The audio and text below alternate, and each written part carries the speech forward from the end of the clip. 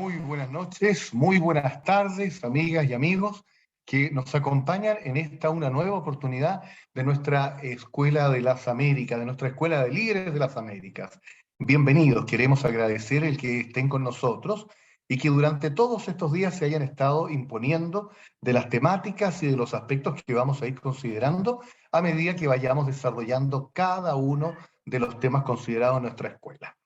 Importante para que nos vayamos ordenando entre nosotros es que nuestra escuela no se transmite por Facebook Live. Lo anterior tiene relación justamente con la participación nuestra en esta sala, porque de lo contrario, efectivamente no tenemos un control de asistencia. Entonces nos interesa tener ese control de asistencia y evidentemente de alguna forma también dar esta señal de respeto a ustedes que puntualmente están y que siempre nos están acompañando. Siempre en la nómina y siempre en el sentido de no te conviertas en el secreto mejor guardado, estamos en la tercera sesión de nuestra Escuela de Líderes de las Américas. Y en esta oportunidad tendremos dos ponencias muy interesantes y a la vez muy complementarias respecto a la facultad, la capacidad, el repertorio de habilidades que debe tener un líder. Porque evidentemente a nosotros nos interesa formar a los líderes y darles aquellas herramientas que le permitan desempeñarse, desenvolverse de la mejor forma. Hoy día va a estar con nosotros Valeria Guzmán desde Ecuador y también Jorge Friade desde Uruguay, quien además es nuestro rector. Así que tanto a Valeria como a Jorge le agradecemos su participación esta noche con nosotros. El primer tema que tiene Valeria se llama el impacto de las ideas. Y les voy a llevar un poco a quién es Valeria. Valeria es una joven dirigente estudiantil. Ella es estudiante de Derecho, militante política, representante delegado de las Américas en Ecuador. Es coordinadora local de Es Libertad Ecuador. Además, es becaria de la Fundación para el Progreso, FPP, de Chile. En adición a esto, también maneja temas de desarrollo económico, ha hecho distintos cursos de economía política y un diplomado de economía de la Escuela Austriaca y Políticas Públicas. Una gran experiencia en un formato muy joven como es el de Valeria. Así que, sin más preámbulos, amigas y amigos, dejo con ustedes a nuestra primera relatora de esta jornada, a Valeria Guzmán desde Ecuador. Valeria, muy buenas tardes, buenas noches. Gracias, Osvaldo. Buenas noches, buenas tardes, buenas noches con todos los que nos están escuchando en esta tercera sesión de la Escuela de Líderes. En esta ocasión, nuestro querido rector Jorge Friade me va a ayudar con la proyección de mis diapositivas, que ya las estamos viendo en este momento en pantalla. El tema que les voy a traer esta noche es un tema que a mí me apasiona y lo considero que es fundamental, sobre todo en el contexto que nosotros vivimos, no solo a nivel regional, sino también a nivel global, y es el impacto de las ideas. Si bien esta es una escuela en la que ustedes son más que bienvenidos a hacernos preguntas, la primera pregunta la voy a hacer yo. La siguiente diapositiva, por favor, Jorge. Quiero que alguien me diga si pueden reconocer a esta persona o si lo conocen. Si alguien lo conoce, puede abrir el micrófono porque no estoy atenta al chat. No se preocupen, muchas personas no saben quién es él.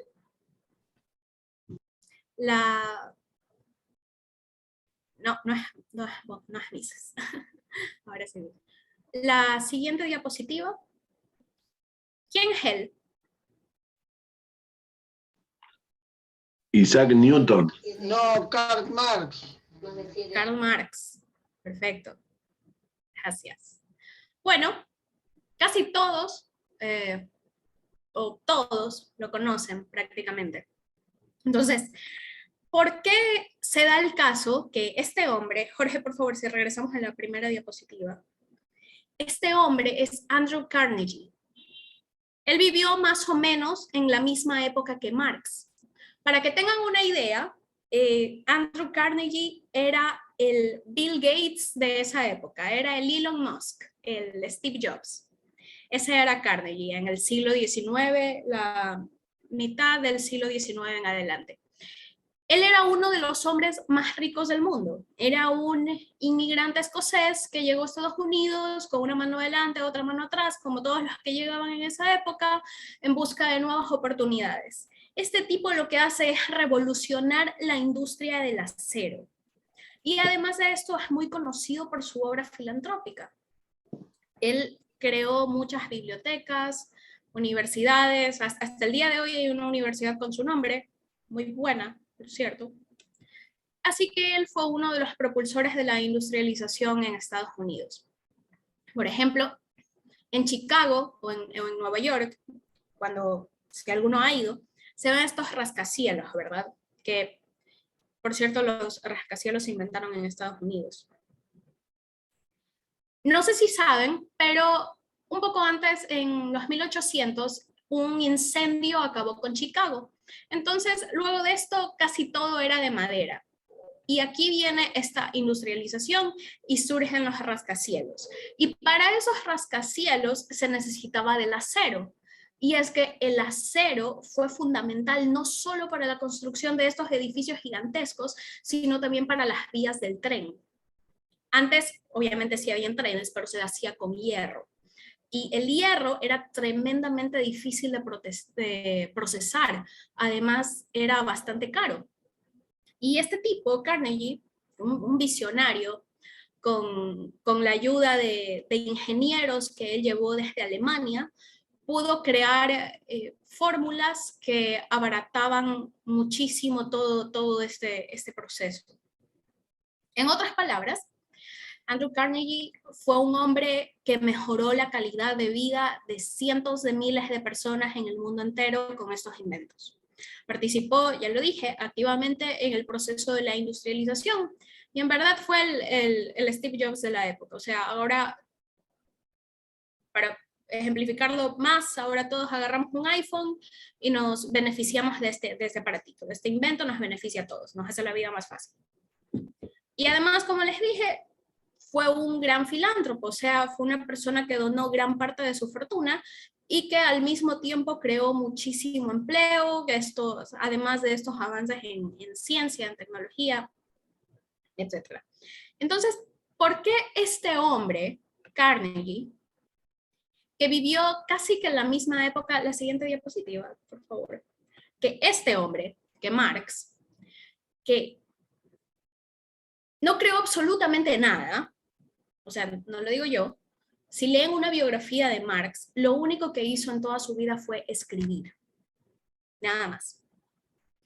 Nunca trabajó en su vida, o sea, como en una empresa o en una fábrica. Y dicen que en realidad nunca pisó una fábrica. Él sí hablaba de los proletarios y todo, pero en realidad nunca estuvo con los proletarios. Él además se casó con una noble alemana, una aristócrata de familia no burguesa, una familia aristócrata directamente. Su padre era judío, un abogado judío que le iba bastante bien, un burgués que se había convertido al protestantismo. Y como dato curioso, Marx era profundamente antisemita, además. Tiene un ensayo en el que él expresa cómo básicamente los judíos son lo peor que hay. Lo dice él, Marx, habiendo tenido un padre judío, porque Marx consideraba que ellos eran la máxima expresión del capitalismo financiero a los judíos, ¿no? Los prestamistas, a los que cobraban intereses.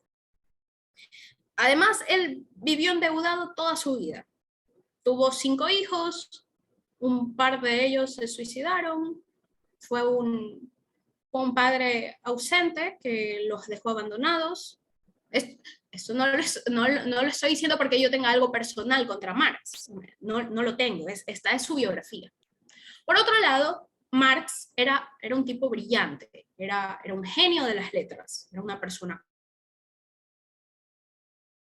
culta, que sabía mucho de filosofía, que él mismo se describía como un ratón de biblioteca. Y sabía mucho de muchas cosas, era un genio intelectual. y lo único que hizo en su vida fue escribir. De hecho, los primeros escritos de Marx fueron poemas apocalípticos del fin de la humanidad, con mucha rabia. Era una persona que tenía mucha rabia, o sea, era un resentido, por así decirlo. Y luego fue desarrollando distintas etapas de su obra, que no vamos a entrar en eso aquí, y escribió su librito más famoso, ¿a quién le suena? Lo escribió con su amigo Engels, el Manifiesto Comunista. No sé si alguien lo ha leído aquí, algunos lo han leído aquí. Bueno, este pequeño librito es y digo librito porque no es largo, es bastante corto. Es la mejor introducción que puede haber al pensamiento marxista.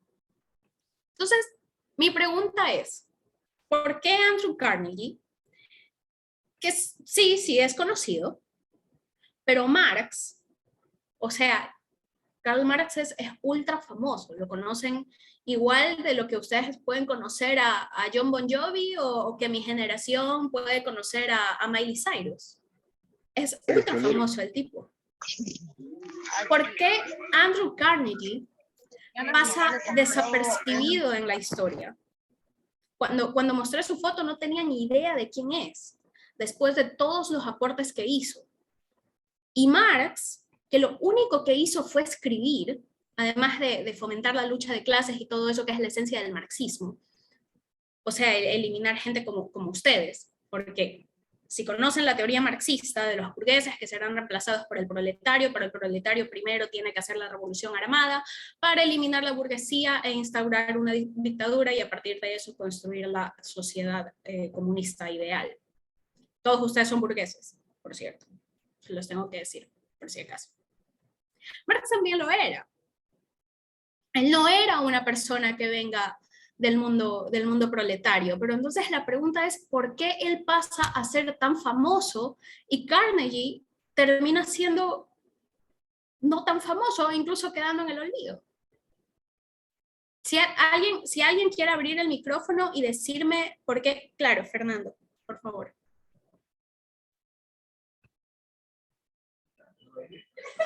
Hola Valeria, buenas noches a todos. ¿Se escuchan, no? Sí. Sí. Mira, bueno, Marx es un hombre muy controvertido, pero yo sí discrepo contigo en un punto. Él sí trabajó, fue periodista en un diario que se llamó La Gaceta Renana. Él era un periodista como lo es Osvaldo Silva, mi amigo Osvaldo. Él se hizo conocido por sus artículos, pero claro, efectivamente después se dedicó a teorizar y lo mantuvo un mecenas que fue Engels, que era un hombre de mucho dinero, era un empresario, pero no sé si los hijos se habrán suicidado. Yo sí sé que 2 hijos de él murieron por enfermedades que no tenía el dinero eh, para poder solventar, porque efectivamente, como tú bien lo dices, vivió muy ajustado de dinero, con mucha precariedad, no vivió una vida cómoda, vivió una vida de revolucionario en el fondo, con mucha necesidad y todo ese tipo de cosas, pero la pregunta que tú formulas es compleja de contestar. ¿Por qué razón él es más conocido que Carnegie? Yo pensé que era Fomises, el personaje que mostraste en la primera fotografía, y no ubicaba para nada yo a Carnegie. Era un hombre muy inteligente también, muy, eh, muy pragmático, ¿no? En fin, pero, pero pienso que fue porque el libro Manifiesto Comunista que tú planteaste, mencionaste, fue un libro que se hizo conocido y, bueno, casi 3/5 partes de la humanidad en algún minuto tuvo regímenes comunistas. Por lo tanto, yo creo que por ahí va un poco la cosa, ¿no? Por la divulgación que tuvo el libro más leído. Dicen que el segundo libro más leído después de la Biblia es el Manifiesto Comunista. No sé si será así o es un mito urbano, pero eso es al menos lo que yo puedo aportar humildemente. Sí. Bueno, sí, efectivamente. O sea, lo que hizo Marx fue escribir, nada más. Y sí, es el segundo libro más vendido luego de la Biblia, que ha generado incluso el mismo furor o fanatismo, lo describen algunos, como ha podido hacerlo la Biblia. Habían dos personas más con la mano levantada, por favor. Bueno, me gustaría también decirte otra cosa. No solamente trabajó como periodista, a pesar de que nunca fue periodista, pero sí era un economista.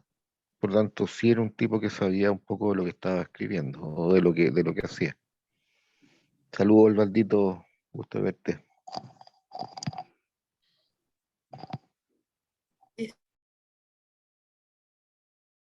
Opinión.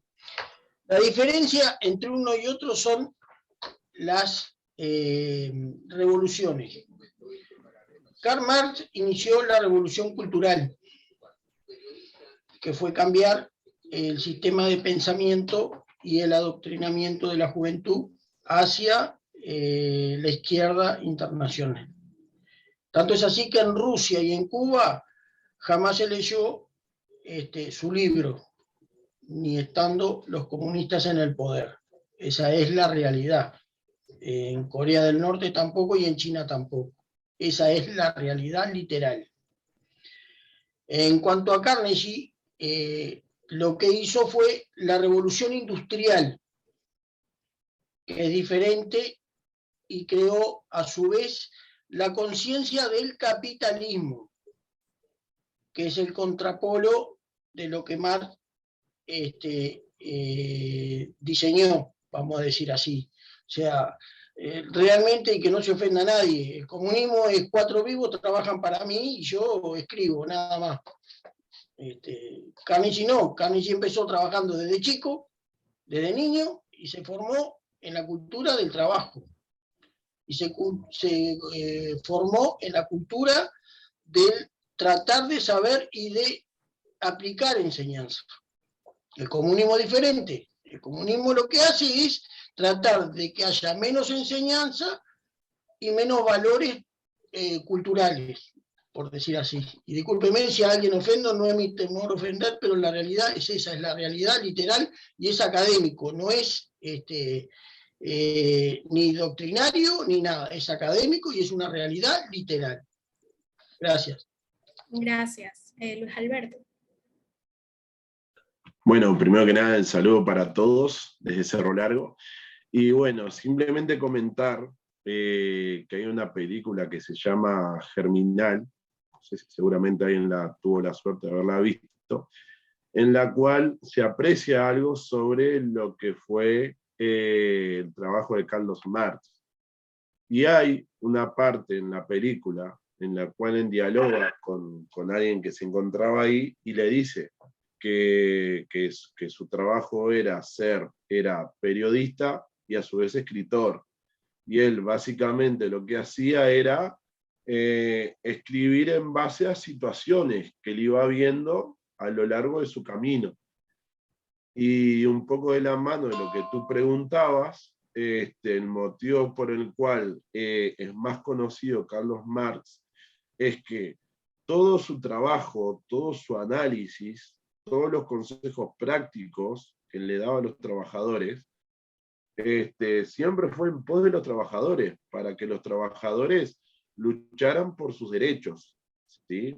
Reitero que esto no lo digo yo, esto es lo que se aprecia claramente en lo que es la película Germinal, en la cual se puede ver claramente cuál fue la ideología de Marx, el cual muchos lo confunden con sociólogo, cuando en realidad él nunca fue sociólogo, él era un filósofo. Gracias. Exactamente. La economía como la conocemos en la actualidad no era así en esa época. De hecho, incluso von Mises, estas personas sabían mucho de leyes, de filosofía, de esto, ¿no? No era la economía como la conocemos en la actualidad. Pero bueno, la razón a la que yo los quiero llevar, que se lleven de esta clase, la razón por la cual Marx termina siendo y alguien mencionó la revolución industrial. Sí, lo estoy comparando con alguien de su misma liga, pero del mundo empresarial. O sea, Marx pudo ser el gigante intelectual en materia de teoría social, o como le quieran decir. Pero Carnegie, en materia de innovación, de tecnología, era un gigante también. Y es que las ideas trascienden más y tienen más poder para transformar la realidad que los intereses materiales o las cuestiones prácticas. Esa es la razón por la que Marx ha trascendido tanto.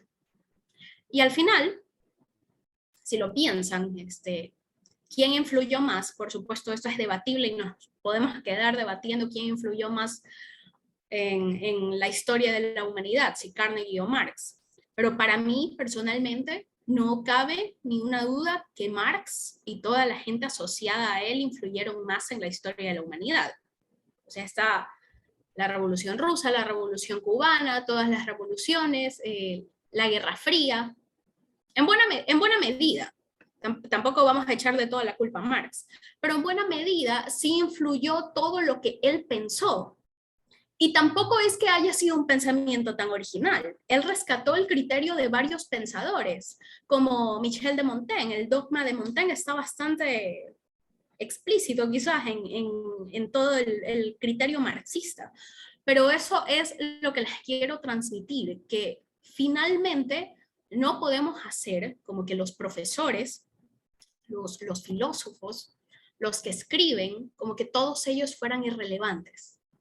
Esta es la tremenda influencia que tienen los intelectuales, porque son ellos quienes legitiman las ideas. Marx, alguien también lo dijo, creo que fue Fernando, Marx ni siquiera podía subsistir pagándose las cuentas él mismo. Él fue un mantenido de su amigo Engels, que era un industrial y un marxista también. Y esto fue lo que a él le permitió hacer su trabajo revolucionario en materia de ideas, ¿no?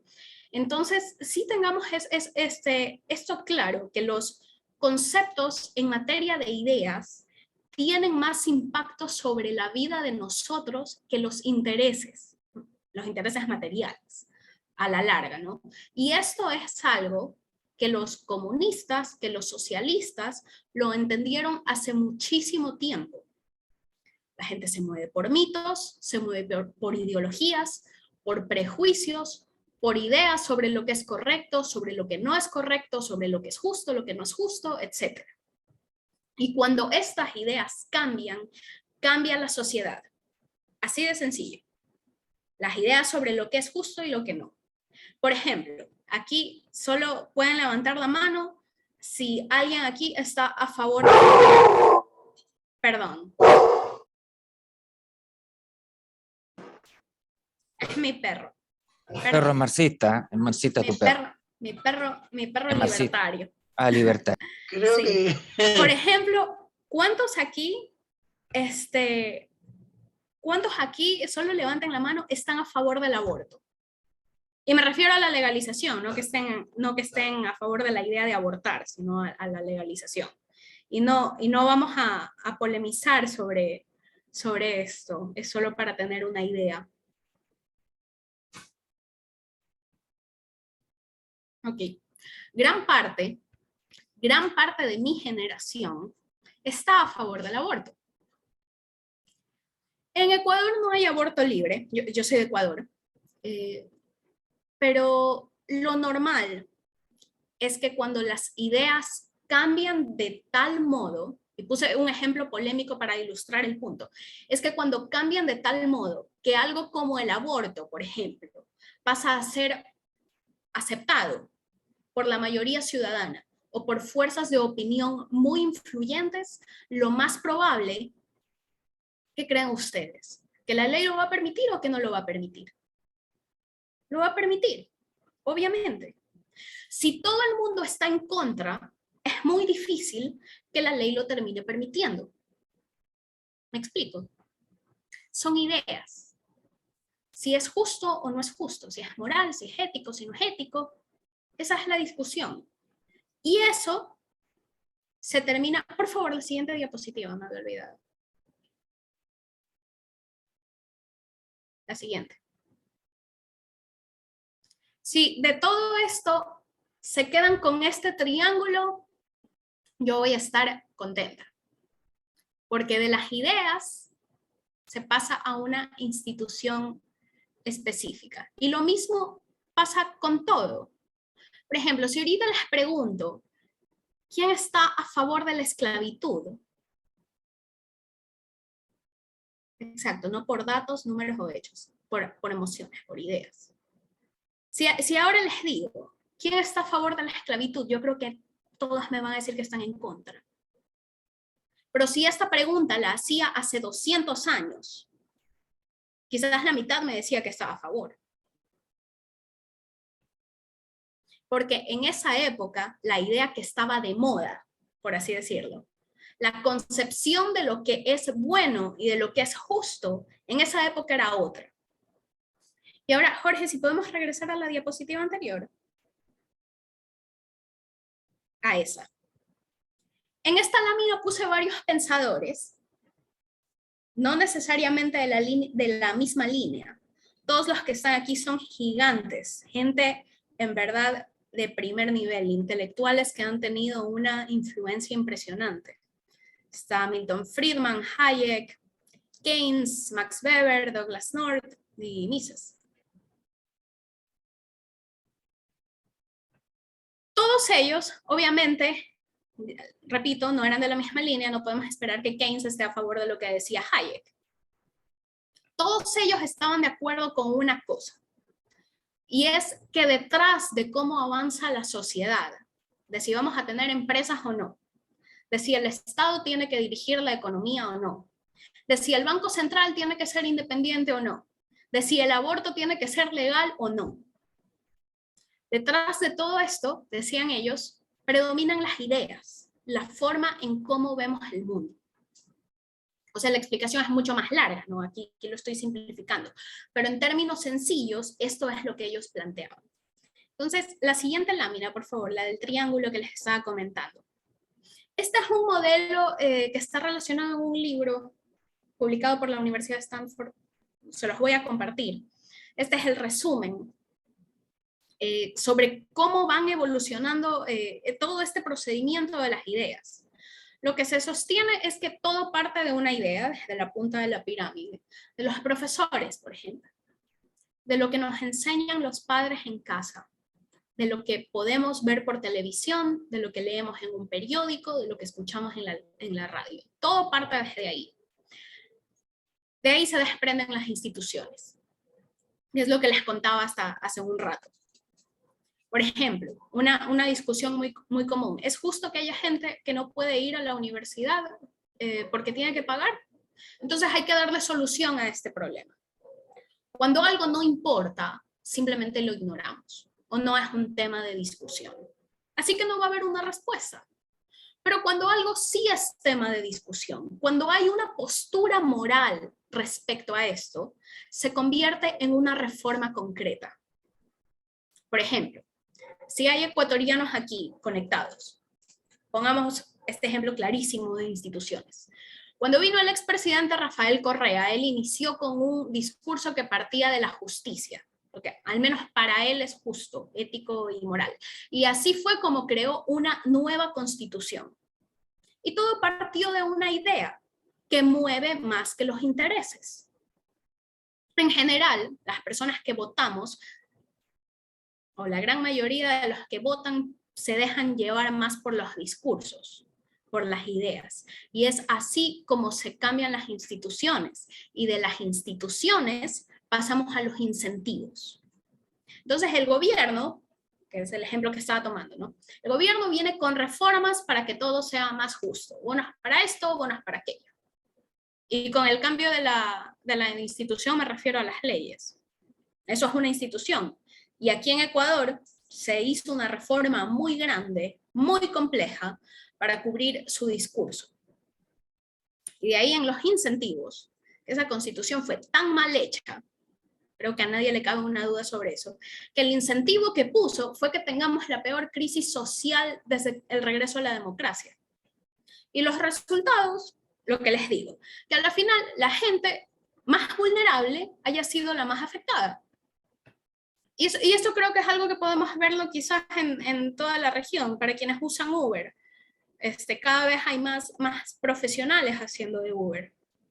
Entonces, yo no estoy hablando de una posición política, estoy haciendo un análisis objetivo de lo que pasó. Cuando se destruye una economía partiendo de una idea, ¿estamos favoreciendo a las nuevas generaciones o las estamos perjudicando?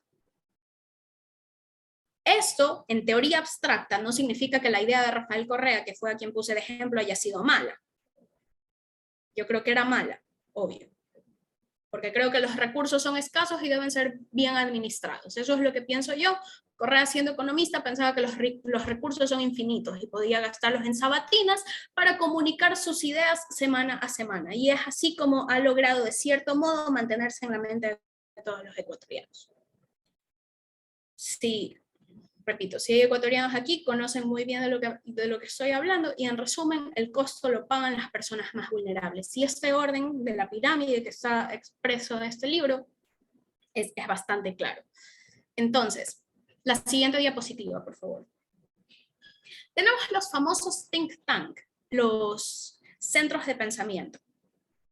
Y es aquí donde nosotros vemos la importancia de lo que son las ideas y de las teorías que nosotros entendemos. Esta es una foto de Milton Friedman y su esposa Rose Friedman, que también fue una gran economista.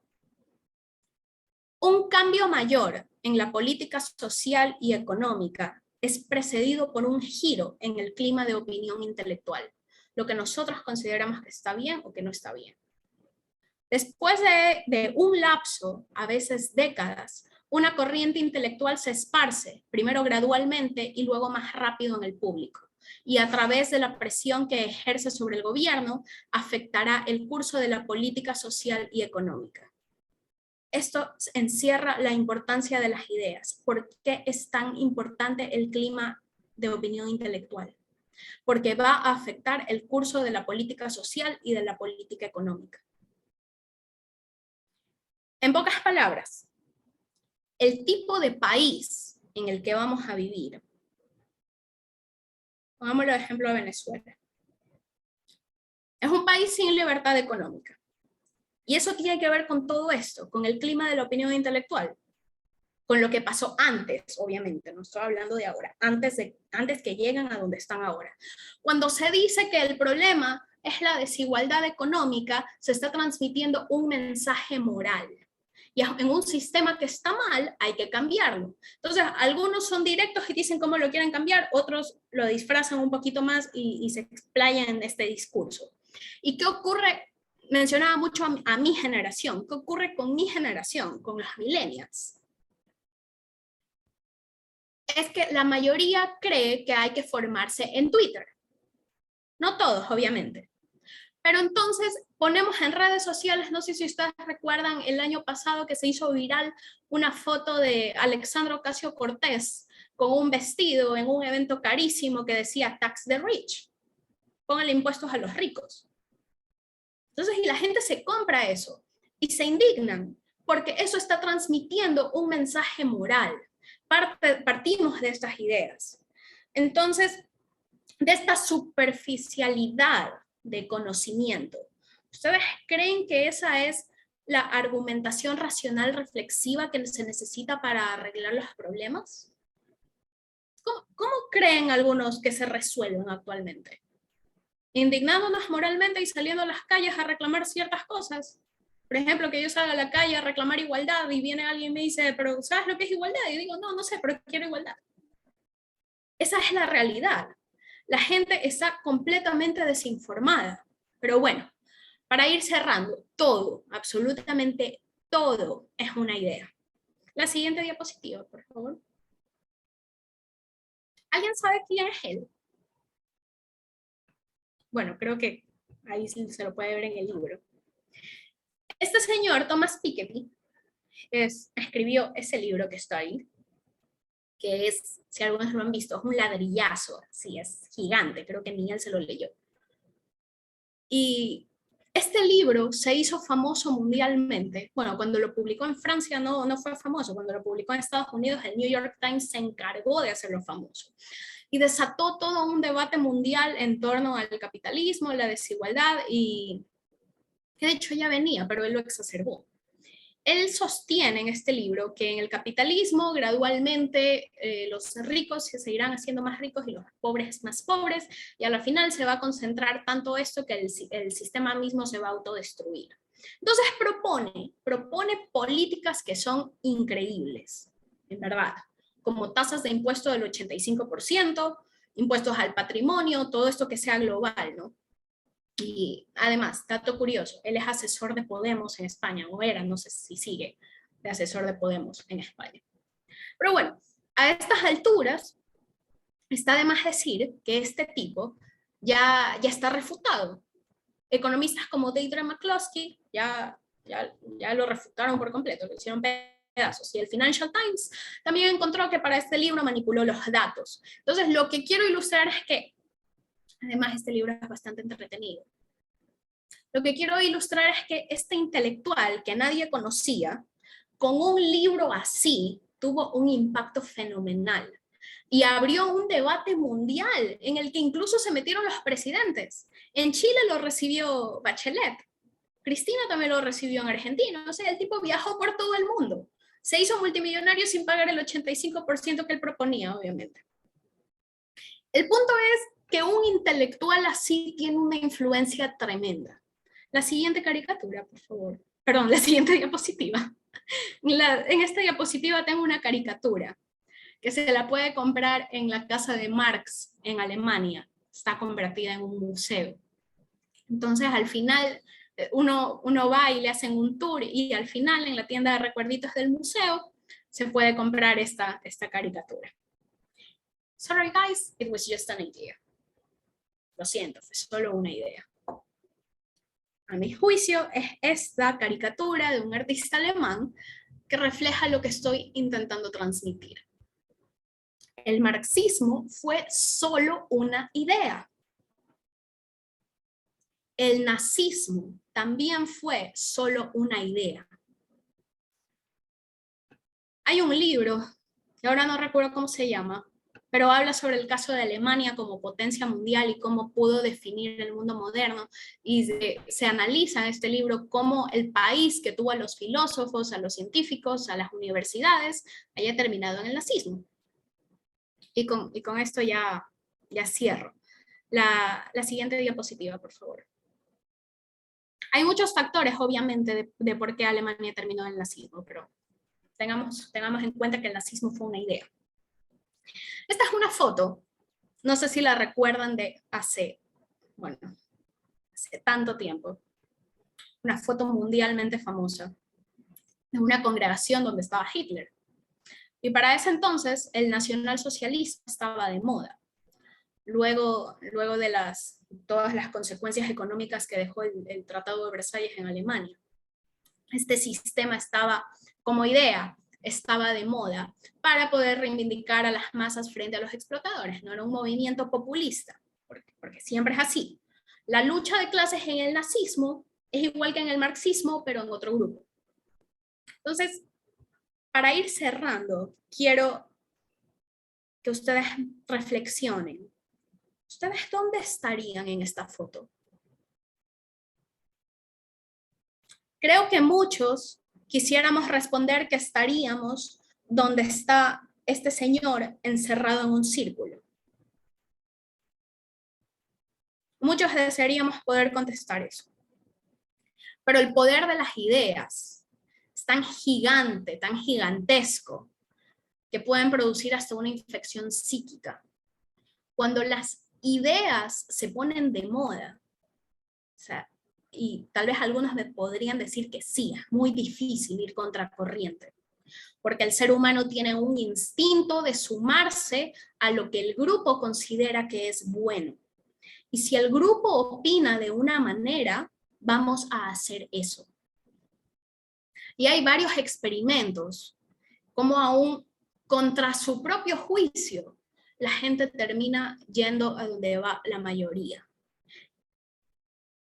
Y esto es muy importante porque hay un punto de no retorno, donde cierta teoría, independientemente de la que sea, donde cierta teoría toma tanto vuelo, tanto respaldo, que entonces genera una revolución o una guerra civil, lo que sea.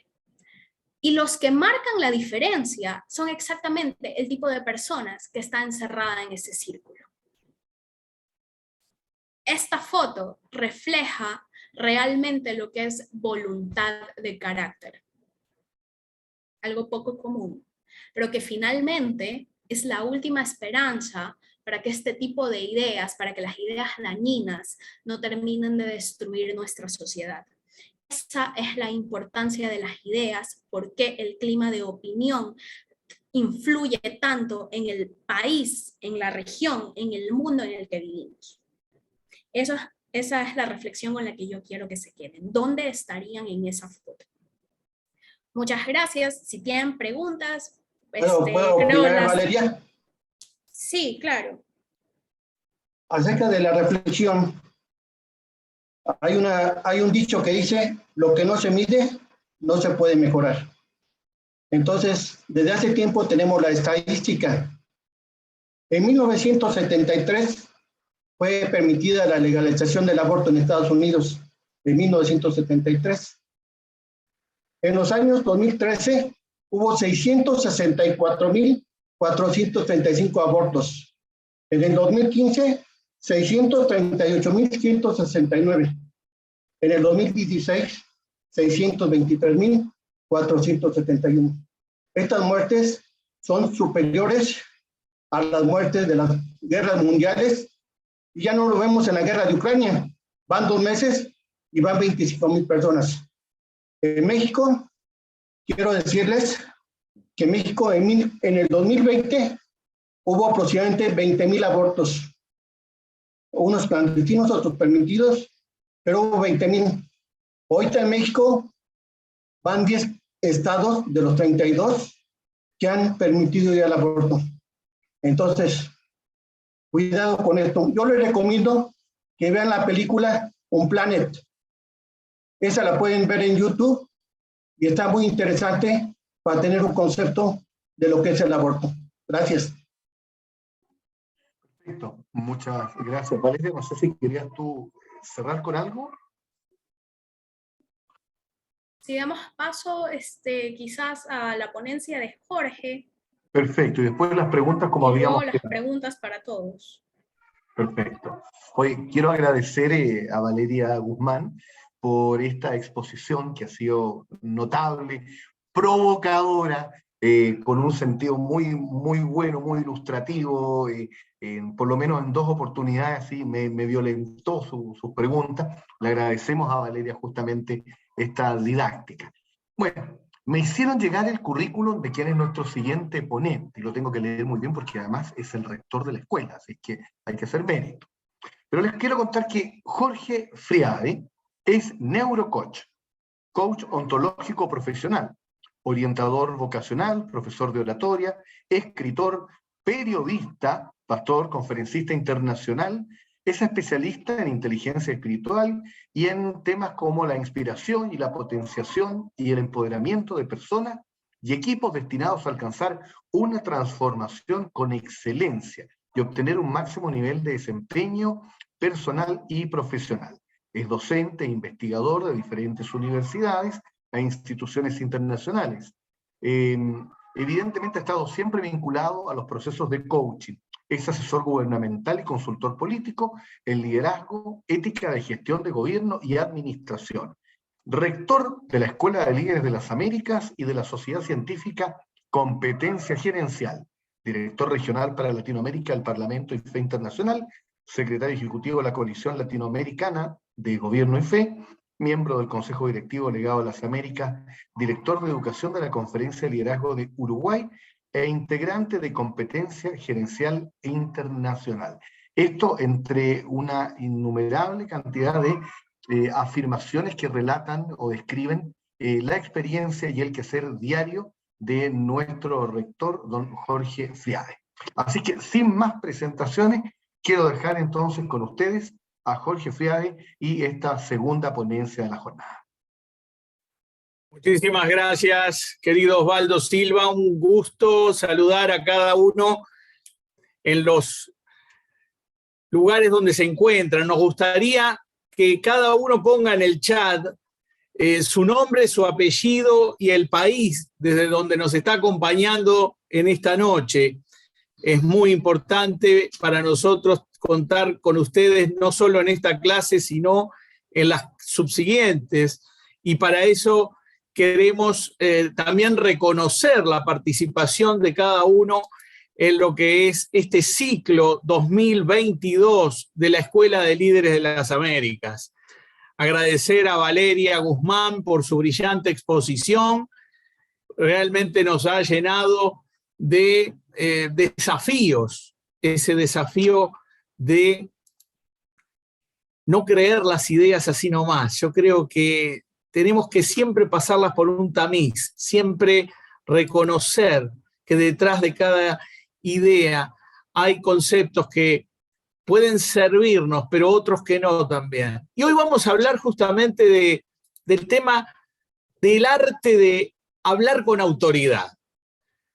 La ponencia va a ser más técnica, va a ser más enfocada en lo que es la oratoria, una, para nosotros, herramienta que es fundamental en todo tiempo.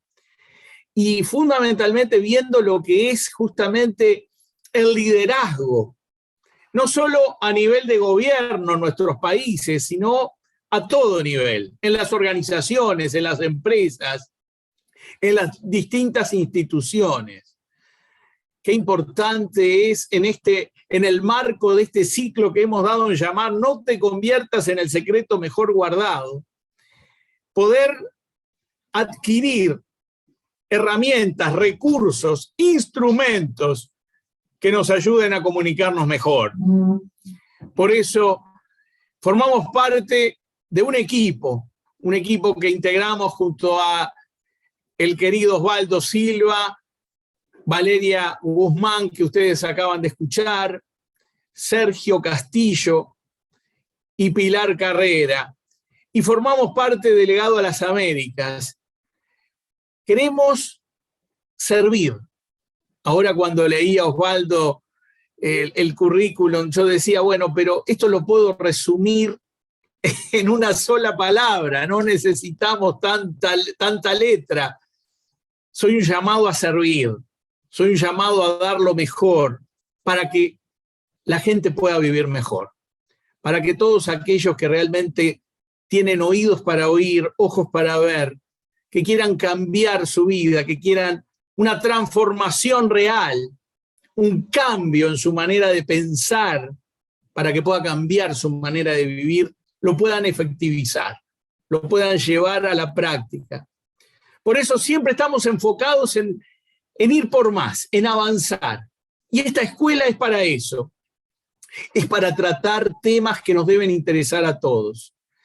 ¿Cómo ser protagonistas de nuestra generación? ¿Te has puesto a preguntarte, te has preguntado alguna vez cómo ser protagonista de tu vida? Comenzamos justamente hoy con este tema que es el arte de hablar con autoridad. Tiene que ver con la oratoria, tiene que ver con hablar en público. Esta frase realmente me ha impactado y creo que es una manera de comenzar y de darnos cuenta a veces que no miramos a nuestra audiencia, no miramos a nuestro público. Dorothy Sarnoff, una autora, actriz, conferencista, decía: asegúrese de que usted ha terminado de hablar antes de que su audiencia haya terminado de escuchar. Siempre decimos que la importancia está en captar la atención. Muchos creen que alcanza con captar la atención de la audiencia, pero no sirve de nada si no la mantienes, si no la conservas, el tiempo necesario como para poder transmitir un mensaje. Fíjense esto, ¿cuántos de ustedes han visto esta película, este querido personaje, Mr. Bean? Fíjense el esfuerzo que hace para mantenerse despierto. Y esto Esto que quizás te ha pasado a ti en alguna conferencia, en algún mensaje, alguna charla, quizás porque estabas cansado, porque estabas aburrido, o porque no te interesaba ni el tema, ni la persona que estaba hablando. Es muy demostrativo de lo que sucede muchas veces cuando nos exponemos ante el público. Y es algo que nos ilustra jocosamente el cuidado que hay que tener cuando tomamos la decisión de hablar en público. ¿Cómo evitar esto, no? ¿Quién es el responsable? Porque a mí me gusta buscar justamente quién es el responsable, de quién es la responsabilidad de que pasen estas cosas. Y yo creo que uno tiene que asumir el 100% de la responsabilidad ante su público. Más allá de si el público está cansado, si tuvo un mal día, hasta si está enfermo, porque muchas veces puedes encontrarte con alguien que no se siente bien, que ha tomado una medicación que lo va sedando, que lo va durmiendo. Pero qué bueno que es preguntarnos qué estamos haciendo mal o qué no estamos haciendo del todo bien para evitar situaciones como esa que acabamos de ver. Esta es una ilustración que nos recuerda muchas veces cómo nos ven cuando no hablamos bien en público. Y es una manera justamente de darnos cuenta que tenemos que dar lo mejor siempre, pero también tenemos que prepararnos para hablar en público. No es así nomás. No es una forma de decir, bueno, llegué y con lo que tengo hago lo que pueda. No, estamos cansados de gente que hace el mínimo esfuerzo, que no se prepara, que no está lista para asumir una responsabilidad como es la de transmitir un mensaje ante el público.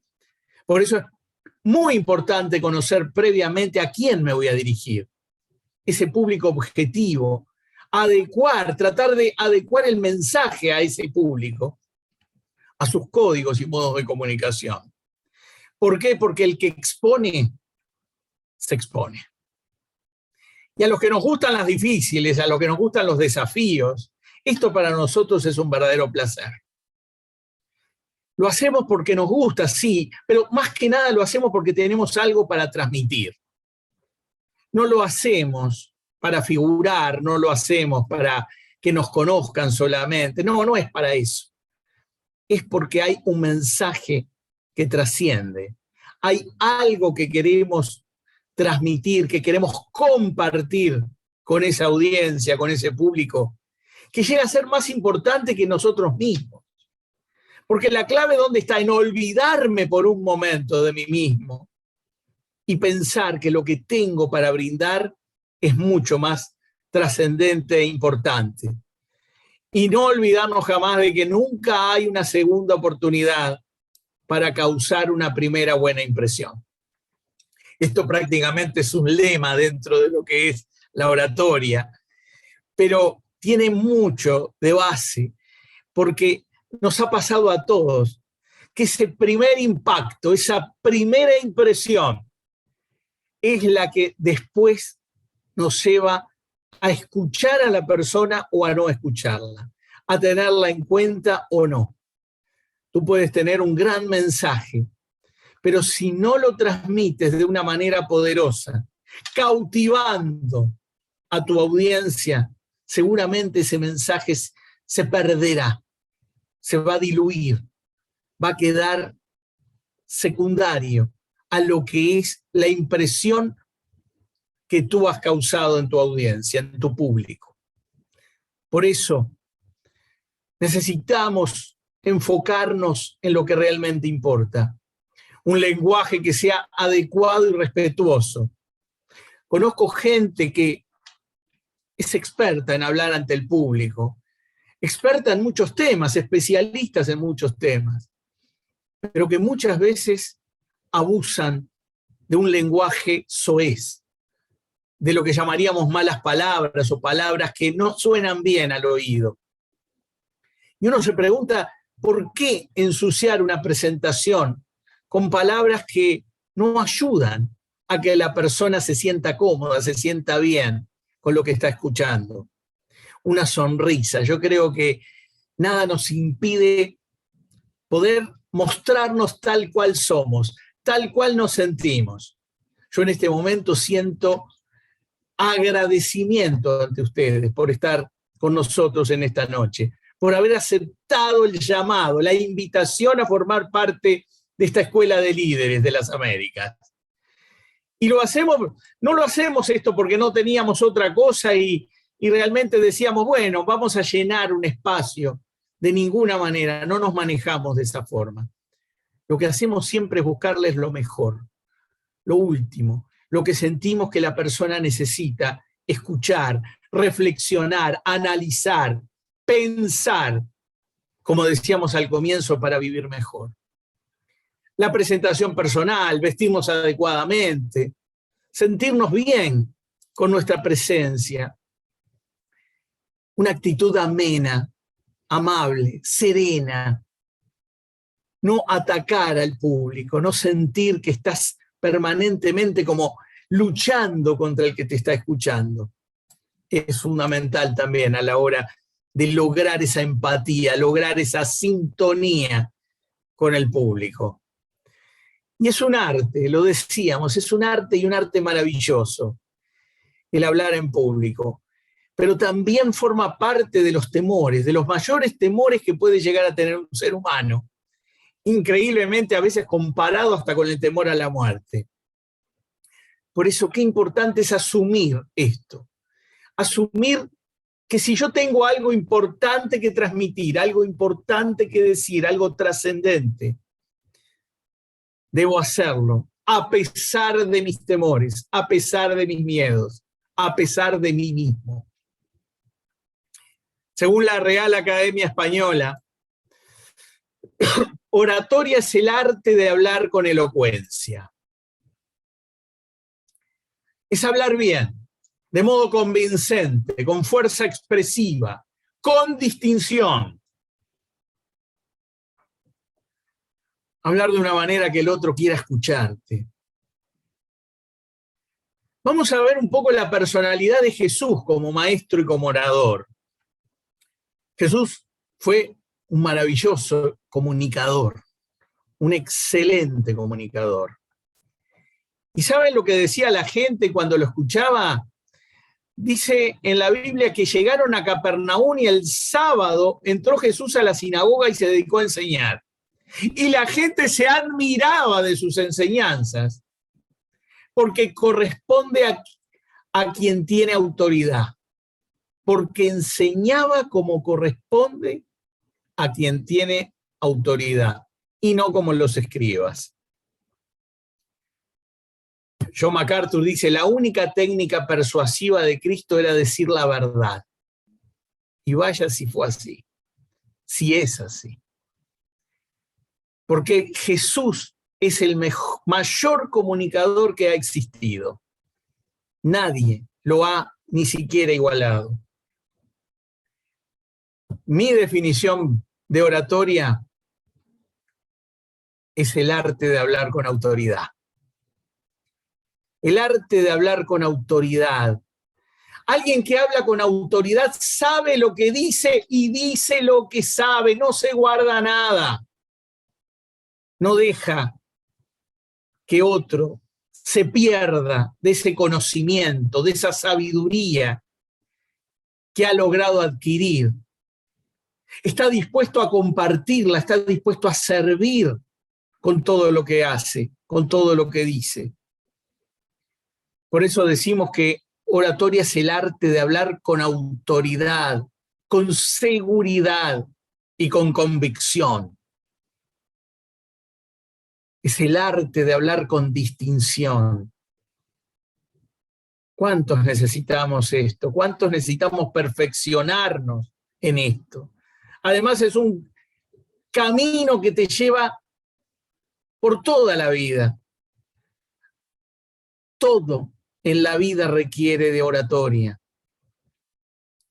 Porque oratoria no es solamente para un político, no es solamente para un sacerdote, para un pastor. Es para todo aquel que tiene algo bueno que comunicar, algo bueno que decir, algo bueno que compartir.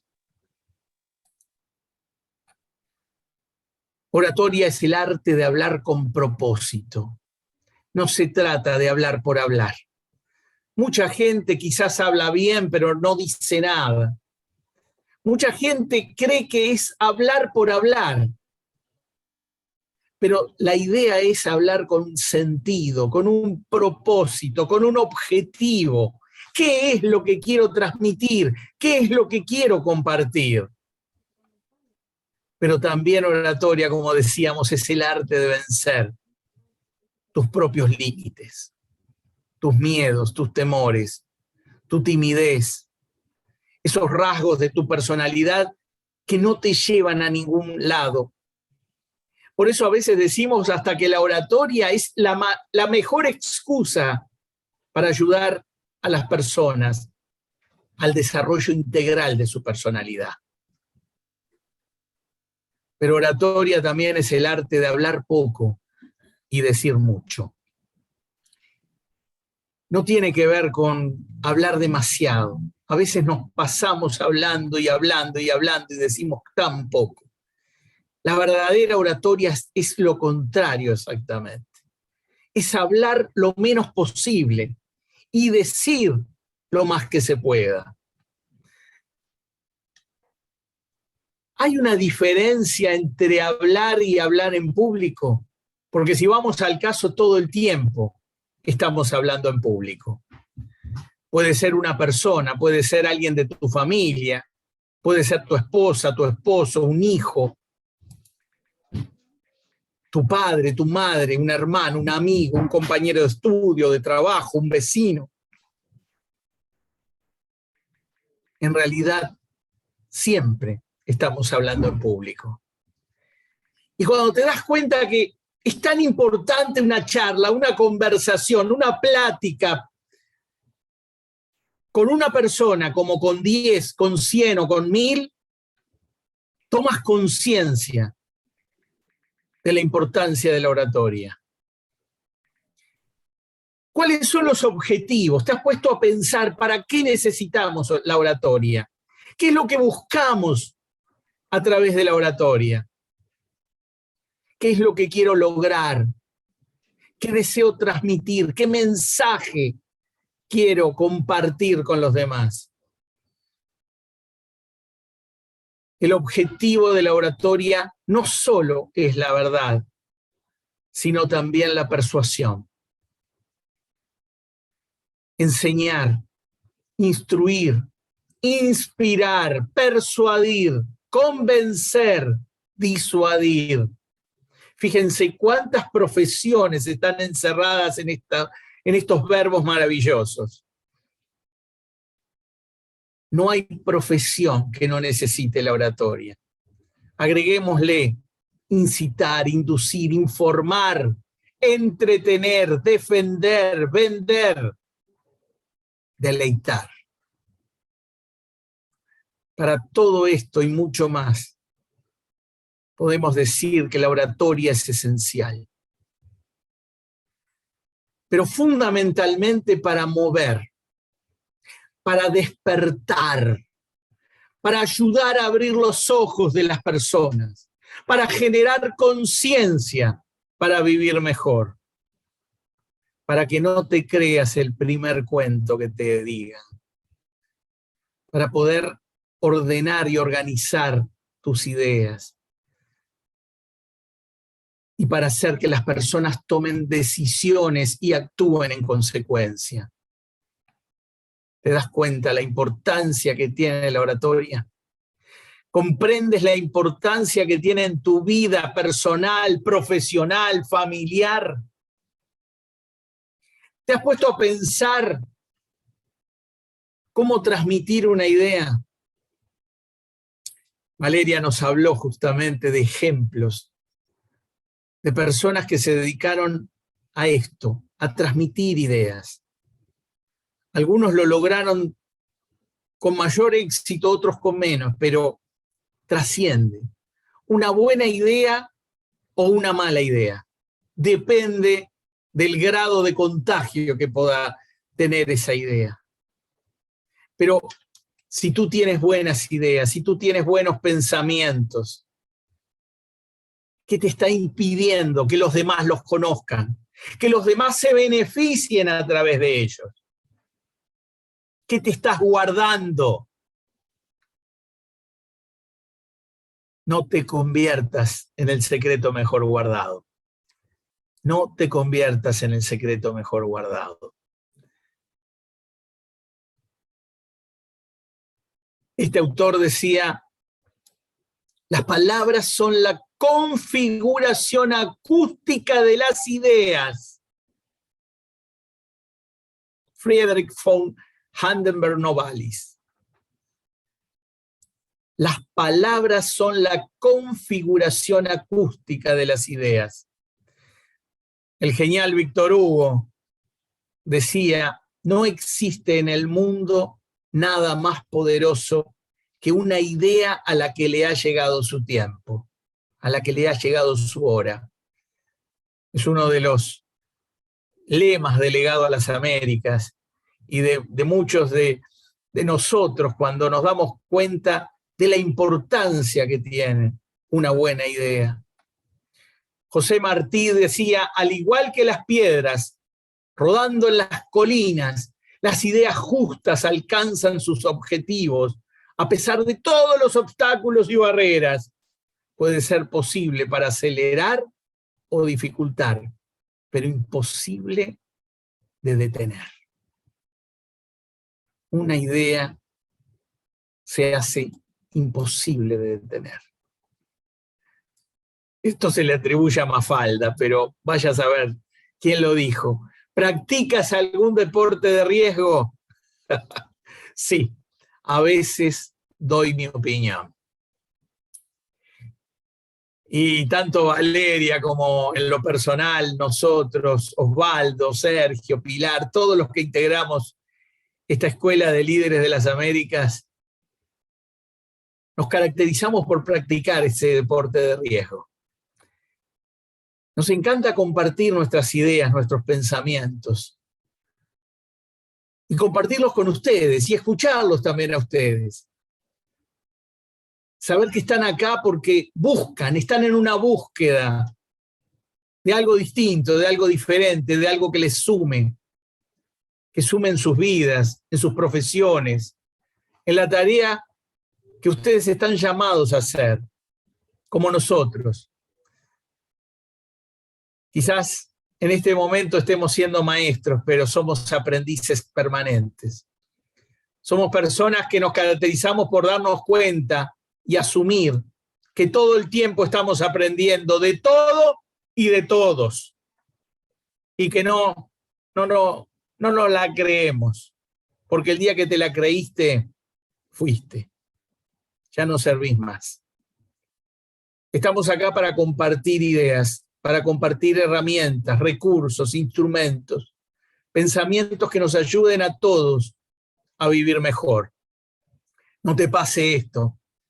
¿De qué murió? Se asfixió con las palabras que nunca dijo. ¿Cuánta gente hay que se guarda lo que tiene para compartir, para decir? O no lo sabe expresar de una manera que pueda llegar al otro sin violencia, sin atacar a la otra persona. Porque ahí está el arte de hablar con autoridad, cuando no necesitamos atacar al otro con nuestras palabras, con nuestra lengua. Espero que no estemos en esto, pero parece que hay gente que se dedica, que tiene como deporte favorito la discusión. Discutiré con quien sea sobre lo que sea. Es como adrenalina, es una fuerza interior que te lleva a discutir y la persona se siente viva. Pero ¿sabes una cosa? No es necesario que te presentes en todas las discusiones a las que te invitan. Tenemos que ser selectivos también en esto. Tenemos que darnos cuenta que a veces es mejor pasar por tonto que serlo, y es mejor mantener el silencio. En otras oportunidades hay que hablar. La verdadera sabiduría está en saber distinguir cuándo debemos callar, cuándo debemos hablar. ¿Quieres ganar una discusión? Evítala. Las personas inteligentes saben que el silencio muchas veces es la mejor respuesta. Piensa en ocasiones, piensa en situaciones en las que es mejor callar y en otras que es imposible que no abramos la boca. Voltaire decía: no comparto lo que dices, pero defenderé hasta la muerte tu derecho a decirlo. Esta frase que ha pasado a la historia es un poco el símbolo de toda una época que terminó aguillotinando a los que no pensaban como ellos. Pero la frase quedó y creo que es de mucha enseñanza. No comparto lo que dices, pero defenderé hasta la muerte tu derecho a decirlo. Ojalá se cumpliera más a menudo. Aristóteles decía: solo una mente educada puede comprender un pensamiento diferente al suyo sin necesidad de aceptarlo. A veces parece que la persona que escucha a otra tiene que asimilar todo lo que está escuchando como sin filtro, sin cernir, sin discernir. Y no es así. Ana Frank decía: podrán callarnos, pero no pueden impedir que tengamos nuestras propias opiniones. Todos tenemos nuestras opiniones, es más, nos encanta manifestarlas, pero ahí es donde justamente muchas veces chocamos, nos diferenciamos con el otro. Hay maneras y maneras de expresarlas. Busquemos la forma que nos lleve justamente a debatir, a discutir en sentido positivo. Thomas Mann decía: las opiniones no pueden sobrevivir si uno no tiene chance de pelear por ellas. Y vaya si es así. Joseph Joubert decía: el objetivo de la argumentación o de la discusión no debe ser la victoria, sino el progreso. Lamentablemente, la gente lo que busca es ganar una discusión. No le interesan las consecuencias demasiado. Ese espíritu competitivo se ha metido en todos lados.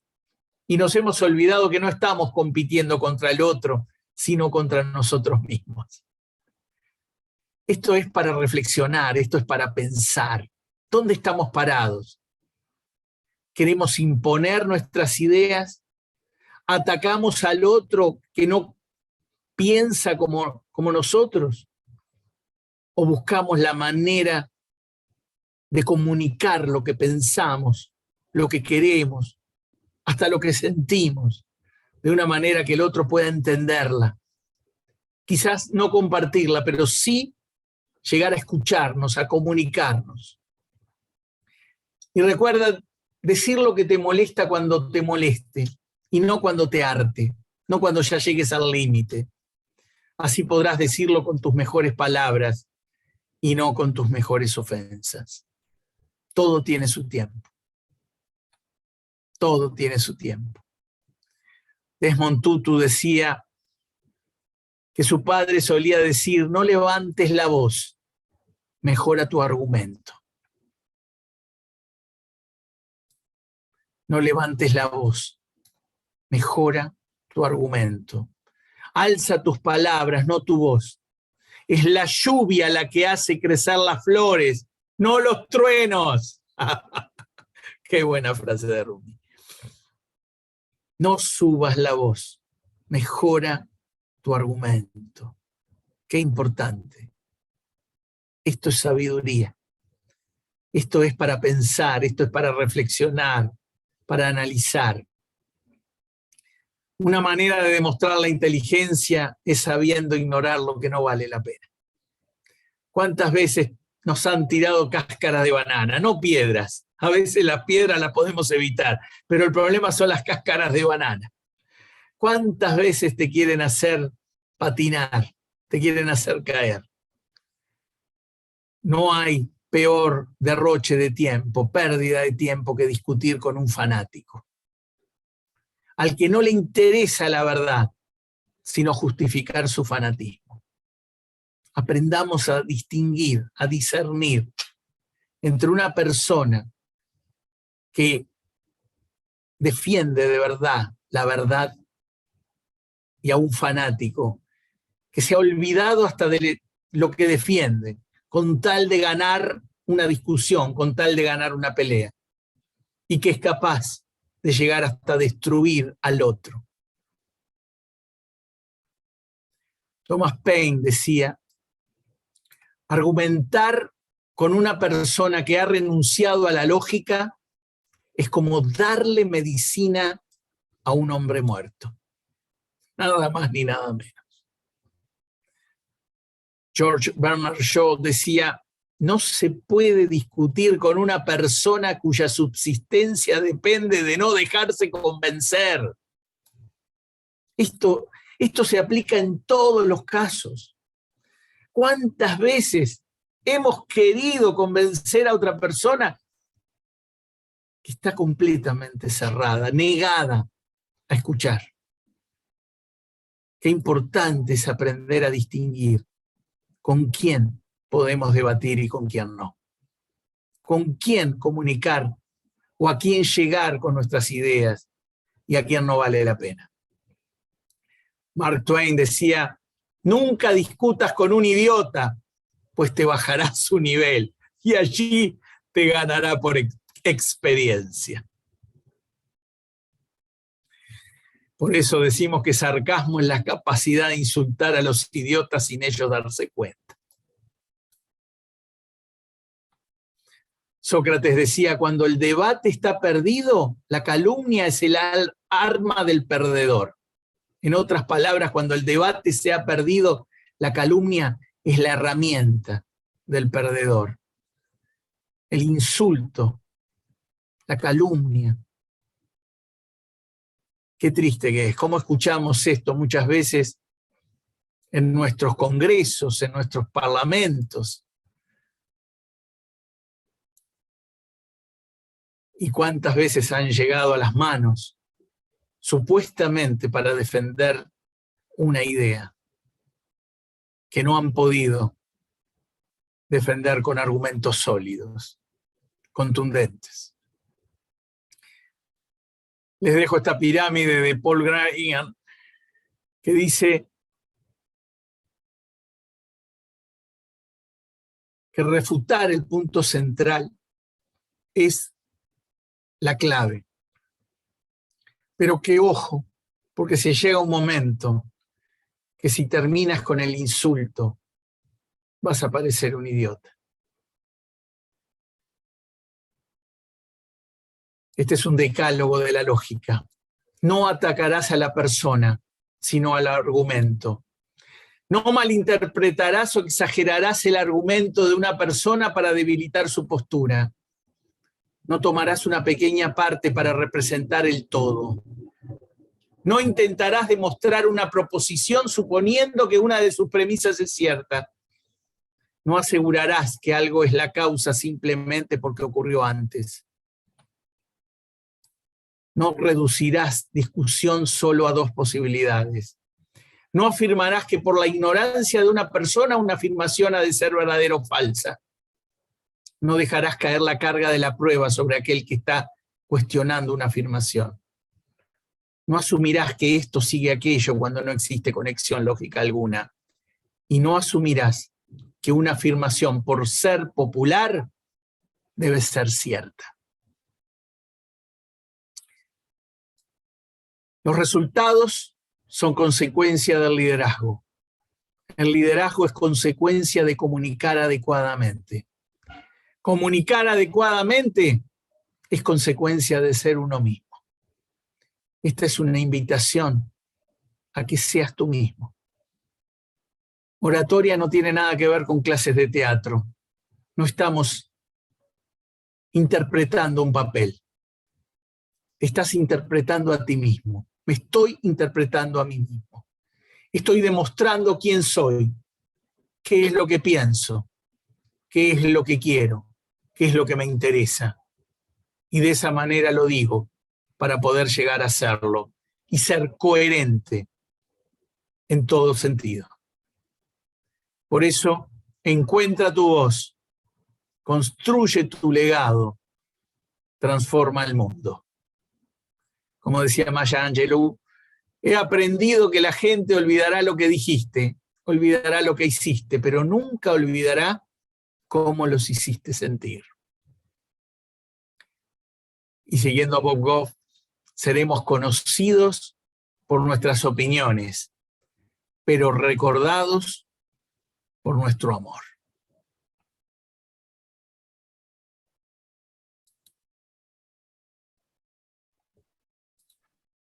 Muchas gracias. Muchas gracias. Fantástica la intervención del profesor Jorge Freade, además rector de nuestra institución. Y ya tengo dos preguntas. Bueno, desafortunadamente las preguntas empiezan a aparecer cuando nos estamos aproximando al cierre. Por ejemplo, a ver, una pregunta de orden práctico, que también lo hicieron por el chat, decía si iban a estar disponibles tanto las ponencias como la grabación de esta actividad, de esta clase. Las respuestas son positivas. El momento se va a informar. Además, como ya la mayoría está inscrito, ya sea o en la base de datos de nuestra plantilla que existe, que se despliega siempre por Google o por Facebook, vamos a estar permanentemente informando esto y ya estamos habilitando todas las plataformas, entiéndase el canal de YouTube y el espacio en Facebook, donde también van a estar nuestros contenidos y nuestros videos. Un dato importante, la próxima clase es el día viernes 17. Esa es la próxima clase de la Escuela de Líderes, para que por favor la agendemos. El tema también va a ser oportunamente comunicado. Felicitaciones también me llegan para ambos relatores. Y aquí vienen dos preguntas inmediatas. La empatía juega un papel, perdón, la empatía, ¿qué papel juega al momento de hablar con autoridad? Es para Jorge Freade. Y para Valeria, nos quedó muy claro el poder de las ideas. Felicitaciones por eso. Pero, ¿qué deben hacer los estados con las ideas peligrosas? ¿Regularlas? ¿Perseguirlas? ¿Dejarlas ser? Por favor. Gracias, querido Osvaldo. Gracias a cada uno por tomarse también el trabajo de escribir en el chat, de poder hacer preguntas, comentarios, los valoramos muchísimo. Lo decíamos un poco al pasar, pero como una gran necesidad que tenemos todos de ser empáticos. No alcanza con ser simpáticos. Yo creo que la simpatía es una herramienta, también es un arma, pero la empatía va más allá.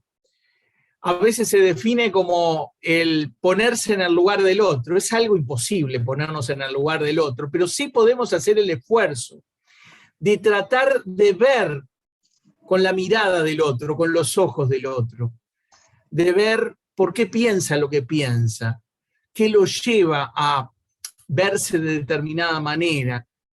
Y tiene que ver con el conocimiento personal, tiene que ver con lo poco que nos conocemos a nosotros mismos y lo poco que conocemos a los demás. Porque muchas veces tenemos gente muy cercana, muy a nuestro lado, que son ilustres desconocidos. Y ese es un gran problema en la sociedad. ¿Cuántas veces uno se encuentra con alguien muy cercano y dice, yo no puedo creer que esta persona haya dicho esto, yo no puedo entender cómo hizo lo que hizo? Y eso forma parte muchas veces de ese desconocimiento. Yo creo que tenemos que hacer el esfuerzo de ser más empáticos. No es fácil, no se compra en la farmacia, no puedes ir al supermercado y pedirle, me voy a llevar 2 kilos de empatía. Todo en la vida requiere de esfuerzo, requiere de entrega, requiere de ponernos a pensar qué necesita el otro. Hay una definición de amor que a mí me encanta, que es satisfacer necesidades. Y yo creo que va por ahí. Lo decía al comienzo. lean el currículum mío, todo lo que quieran, pero lo pueden resumir en una frase. Estoy llamado a servir, a ayudar a las personas a vivir cada día mejor. Y eso es lo que me interesa, eso es lo que me importa, eso es lo que quiero, eso es lo que busco.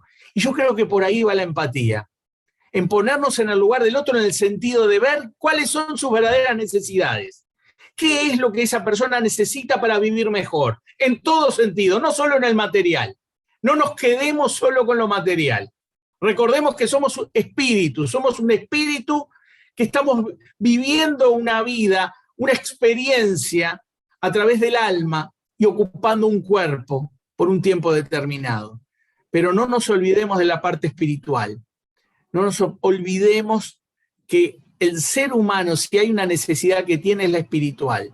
Y por eso yo creo que esa pregunta es muy importante, muy trascendente, no solo para la oratoria, no solamente para la comunicación, para todo en la vida. Tratemos de ser más empáticos. Perfecto, muchas gracias, Jorge Friade. Y Valeria, la pregunta era que nos quedó muy claro el poder de las ideas, se agradece esto. ¿Qué deben hacer los estados con las ideas peligrosas? ¿Regularlas, perseguirlas, dejarlas funcionar? Perfecto, gracias. De hecho, me encanta esa pregunta porque es una pregunta que siempre me la hago. Bueno, yo no creo que el Estado debe regular nada, porque se convierte en el gran leviatán del que nos hablaba Hobbes. Una vez también le hice esa pregunta a un gran expositor, porque decía, o sea, si dejamos que ciertas ideas prosperen, ya sabemos cómo terminan en acabar con la dignidad humana y la libertad económica. Pero en cambio, esa parte puede decir que si dejan que nuestras ideas prosperen, vamos a terminar esclavizando a todos y el mundo todos van a ser explotados. Así que nunca se puede llegar a un consenso en eso.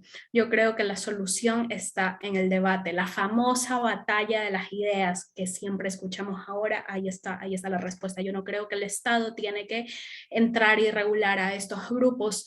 Ojo, yo sí creo que la libertad de expresión no significa que exista la violencia. Si hay un grupo armado, no creo que tiene que seguir causando violencia. No creo eso. Hablamos de ideas, de un discurso pacífico. En este sentido, el Estado no tiene por qué entrar y regular esta sea cual sea la idea. Y solo para esto, y en relación a la ponencia de Jorge, y a mi ponencia también, y a esta pregunta, hay una frase de Margaret Thatcher que a mí me encanta.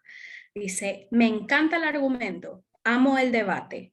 No espero que nadie sencillamente se quede sentado y esté de acuerdo conmigo. Ese no es el trabajo de ellos. Creo que esa para mí es la respuesta. El Estado no tiene por qué intervenir cuando hablamos de ideas pacíficas, por supuesto. Muchas gracias, Valeria. Voy a dar directamente la palabra. Dunia Loaiza, no sé si lo pronuncié bien. Dunia, por favor, desde Ecuador. Buenas noches, gracias. Sí, está bien, Dunia. Felicitar al Legado a las Américas, a los ponentes de esta noche. Me he conectado aleatoriamente a sus charlas, pero esta noche me llevo grandes enseñanzas. Escuchaba a Valeria que dice que las ideas tienen un impacto en nuestra vida más que lo material. Cuidemos lo que está entrando aquí a nuestra mente, porque viene aquí, las ideas vienen acá. Los que estamos un poco ya más entrados en años, tenemos la misma oportunidad que los jóvenes de cambiar estas ideas que están entrando a nuestra mente. Para ello, y sin hacer más largo esto, quiero leerles una parte de la escritura que dice, no imiten las conductas ni las costumbres de este mundo, más bien dejen que Dios los transforme en personas nuevas al cambiarles la manera de pensar. Entonces aprenderán a conocer la voluntad de Dios para ustedes, la cual es buena, agradable y perfecta. Y bien lo traía Jorge Friade, que Jesús es el mejor comunicador. sin tener un tinte religioso, miremos a Jesús. Miremos de tal manera que comunicó con humildad, pero también de forma asertiva, y finalmente Jorge trajo el amor. Es tan importante que nuestra comunicación sea sazonada con amor, con claridad, porque el lenguaje genera realidades. Escuchémonos qué estamos diciendo. Muchas gracias. Muchas gracias, Dunia, muy gentil, muy gentil. Directamente, Luis Alberto Lavecchia. ¿Está bien pronunciado, Luis Alberto? ¿Y de dónde es? Está perfecto, está perfecto. Bueno, primero que nada, agradecerle a un amigo que me regaló mi carrera de estudio, que es el que me avisa siempre de estas reuniones, como es José Robín, que está conectado por acá. Felicitarlos a ustedes por la organización también, y felicitar a las ponencias, pero muy especialmente a Jorge, porque producto de algo que me ocurrió en la carrera que estoy haciendo, en el cual, sin ser muy largo, digamos que una evolución que me dio una profesora, sus palabras fueron muy dañinas para mí, me hicieron sentir mal, hasta en un momento pensé hasta en dejar lo que estaba estudiando. Y gracias a gente amiga que me dijo, que me dio su aliento, que me explicaron lo mismo que me había dicho esa profesora, pero en otros términos, y muy especialmente a José también, que a veces es mi psicólogo. José sabe por qué yo le digo esto, como que puede seguir adelante, pero un poco, y para no ser extensivo, sentí que lo que estaba diciendo Jorge me lo estaba diciendo directamente a mí. Sentí que me estaba hablando a mí. En todo lo que dijo Jorge, desde el comienzo hasta el final, parece que el mensaje ha dirigido a mí. O sea, que de hoy me llevo mucho aprendizaje, mucha enseñanza para un poco aplicarlo en lo que es mi carrera. Así que bueno, muchas gracias. Muchas gracias, Luis Alberto. Tengo las palabras de don Jorge Guzmán y de Jaime. Jorge Guzmán, ¿desde dónde nos habla? Hola Osvaldo, hola, buenas noches. Sí, mi nombre es Jorge Guzmán, les saludo desde Guayaquil. Tengo la bendición de ser el papá de Valeria, quien nos trae muchas enseñanzas, y eso es lo que me llevo, el corazón ferviente de verla cómo se está desarrollando y se está rodeando, se está relacionando con gente maravillosa como ustedes. Para Jorge Friade, mi respeto y mi aprecio. He tomado nota de todas las perlas que usted trajo. La empatía que debemos tener para el otro es desde un corazón agradecido de lo que Dios hace en nuestras vidas. Muchas veces no es fácil ponerse los zapatos del otro, y bien lo trajo Jorge, pero sí mirar con los ojos del otro. Tener esa claridad de por qué piensa el otro de esa manera es lo que más nos lleva a tener esa verdadera empatía. Gracias Jorge, cualquier rato lo voy a llamar en privado, si me interesa mucho conversar con usted. Y una de las cosas que me encanta es lo que dice en la palabra en 1 Corintios 8, versículo 2, dice: el que afirma que lo sabe todo, en realidad no es que sepa mucho. No es cuestión de saber mucho, es cuestión de entender mucho. Y eso hará que el mundo cambie y empecemos cambiando cada uno de nosotros. Gracias, mi estimado Osvaldo. Un abrazo para todos. Gracias, estimado Jorge Guzmán, y qué grata la sorpresa que nos encontramos en esta noche. Nuestro amigo Jaime, perdón, ya nos había hablado. Osvaldo, antes de darle la palabra a Jaime, de hecho, ¿Sí? Dunia es mi mamá. Ah. Así que Así que aquí están los propulsores de las ideas que yo tengo acá, en cambio. Qué maravilla, qué maravilloso. Jaime, estimado, ¿desde dónde tú nos estás hablando, Jaime, querido? Buenas noches, desde Uruguay. Perfecto. Me lo temía. Perdón, ser uruguayo, hincha de Peñarol. Aunque lloramos, lo lamento, profesor, pero es así, director. ¿Qué vamos a hacer? No, digo, primero felicitarlos por la impronta de este seminario y sobre todo felicitar a Valeria y felicitar al director Jorge Frade por este excelente taller. Ahora, para Valeria es solamente una acotación. Sin reglamentación no existen los estados. Sin reglamentación no existe la vida. La reglamentación va en todo el orden de la vida, hasta en la fe. La Biblia es una reglamentación diferente, pero lo es. Si se puede decir, es el primer libro de leyes, porque nos está ordenando desde el principio el qué. En todo orden de la vida existe la reglamentación. Hasta los animales tienen el orden jerárquico y el orden estadístico, y es reglamentado por naturaleza. Es solamente eso. Sin reglamentación es la anarquía, y la anarquía en sí mismo es reglamentada. Eso, nada más. Muchas gracias, Jaime. Valeria, ¿quieres complementar alguna idea? ¿No? No, perfecto. No, perfecto. De hecho, sí, concuerdo. Y la Biblia es el primer libro de leyes, el primer libro de toda esa economía. No recuerdo en qué versículo en este momento, pero se explica los poderes ejecutivos, legislativo y judicial. Isaías 33:22, Valeria. Gracias. Isaías 33:22.